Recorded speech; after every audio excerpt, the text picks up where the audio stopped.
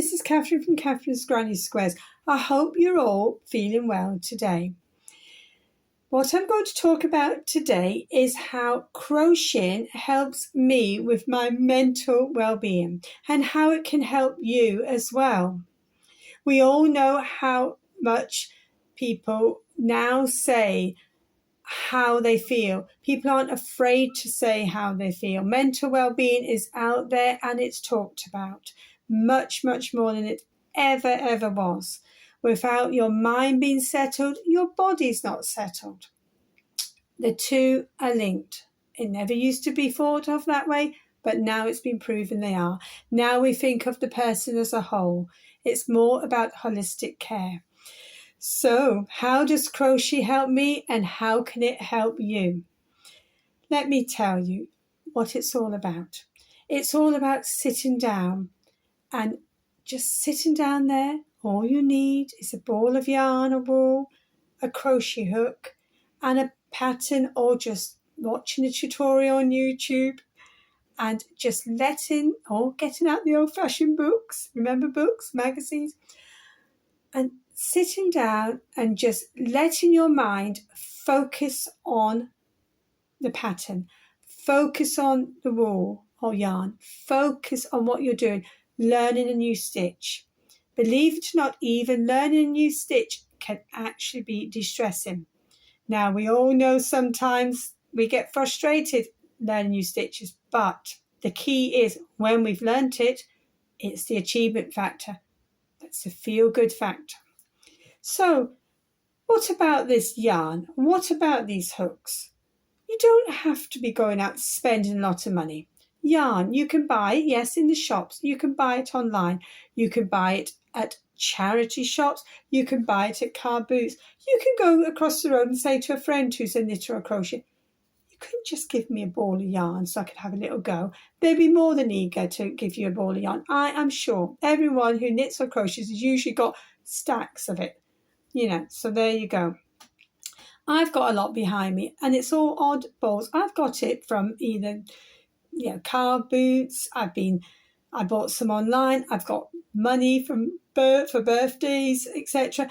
You don't need loads of yarn to start off with. You don't need expensive yarn.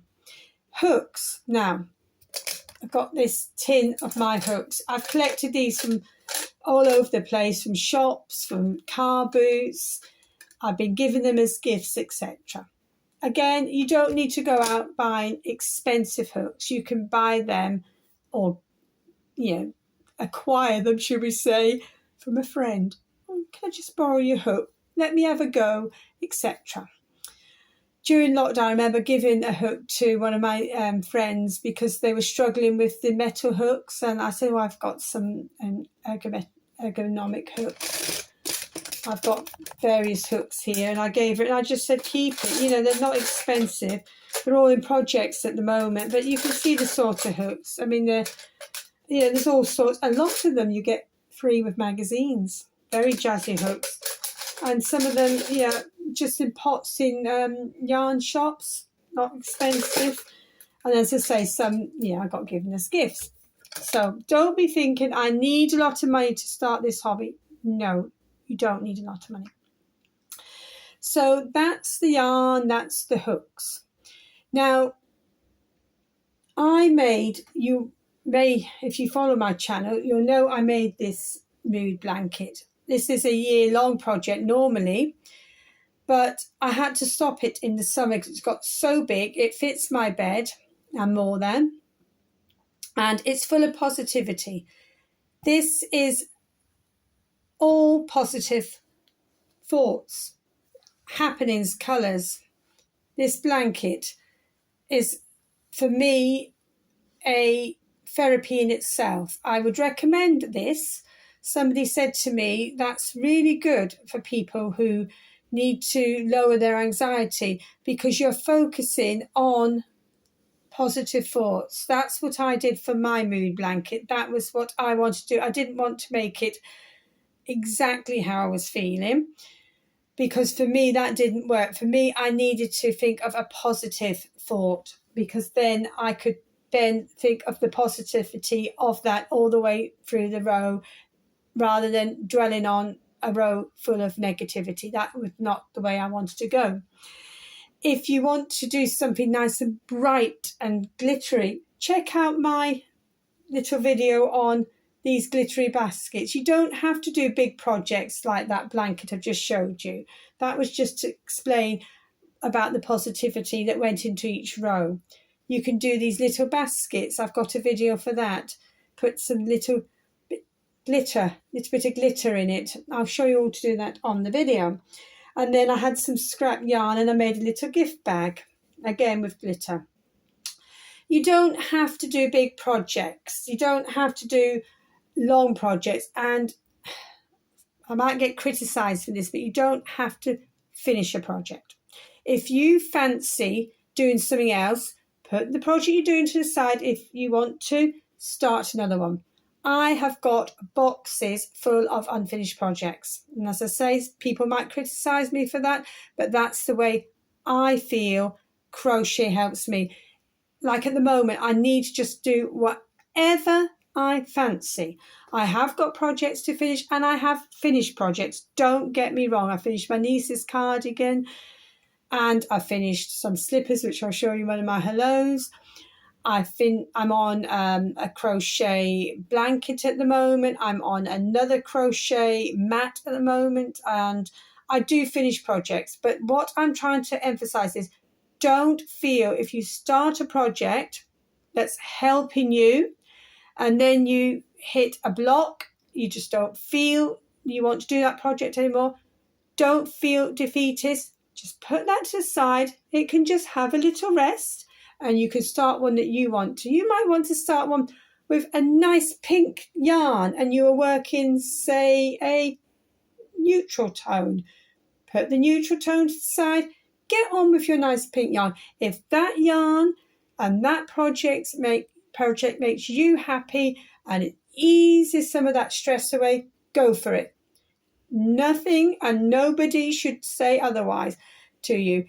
You need to do what you want to do in your crochet. Crochet should be fun. It should be what you want to do. It shouldn't be like because you feel you have to finish that project. Don't feel you have to get into competition with anyone. It's what you want to do yourself. That's how I feel. I feel crochet is got to be personal to you. If somebody else is doing something and they finished it in a day or two, great. If it's taking you a month or two, still great. It's what you're doing. I'm trying to put over that don't get into one of these modes where you feel you've got to compete with somebody with this hobby. It's got to be totally worked at your pace, however fast or quick you want to do it. Some people naturally crochet fast. I don't. I'm quite a slow crocheter. I like to maybe watch the television when I'm crocheting, and if it's a really good program, I'll be like this. I will not move. If it's like something that's really good and gripping, I will be gawping at that television and I'll have my hook and my crochet in my hand. And my family said to me, "Have you done much crochet, Mum?" No, it was so good. And they all say, "It must be good if Mum's not crocheting."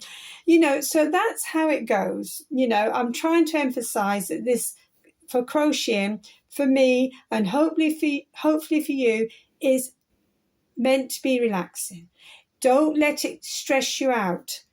If it's a stitch that comes along and it can get stressful, trying to learn a new stitch. If it's just take a break and go back to it. And then when you have achieved it, it'll be that yay, big achievement factor. So that's what I wanted to say today. I want to try and infuse you all about crochet. I want to try and give over my love of crochet to you. And if you like what you see on my channel, please think about subscribing. I'm only a little channel. It'll give me a boost in these stressful times, and hopefully you'll enjoy my channel.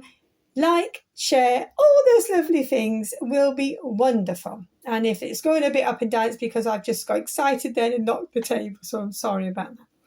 So I hope to see you all soon on my channel. Take care, everyone. Bye for now.